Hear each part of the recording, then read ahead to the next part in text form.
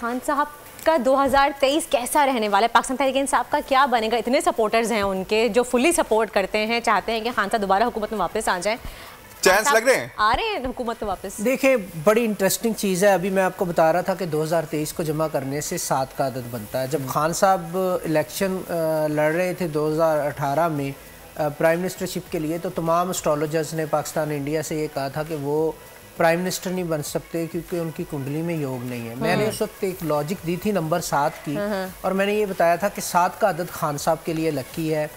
انہوں نے 25 کو ورلڈ کپ جیتا تھا، 25 کو انہوں نے پاکستان تحریک انصاف کی بنیاد رکھی تھی، اور 25 جولائی کو الیکشن تھا. دیٹس وائی میں نے یہ پریڈکٹ کیا تھا ود لاجک کہ خان صاحب پاکستان کے پرائم منسٹر بنیں گے. انٹرسٹنگ فیکٹر کیا ہے کہ ابھی 2023 کو اگر ہم جمع کرتے ہیں تو 7 کا عدد اگین آتا ہے.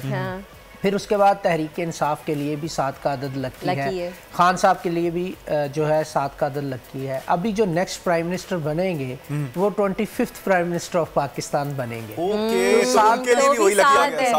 پھر خان صاحب کا ایک ہمیشہ یہ رہتا ہے، خان صاحب کہتے ہیں کہ میں پاکستان میں تبدیلی لے کے آؤں گا، میں تبدیلی کے لیے کام کر رہا ہوں، اور پاکستان بھی اس وقت تبدیلی کے لیے تیار ہے. 2013 میں نے ایک پریڈکشن دی تھی کہ 2014 تحریک انصاف سب سے بڑی پارٹی بن کے ابھرے گی، اور میں نے یہ کہا تھا کہ سب سے زیادہ احتجاج ہوں گے. احتجاج کا میں نے کیوں کہا تھا؟ کیونکہ 2014 کو جمع کرنے سے 7 کا عدد بن رہا تھا، 2 جمع 1 جمع 4.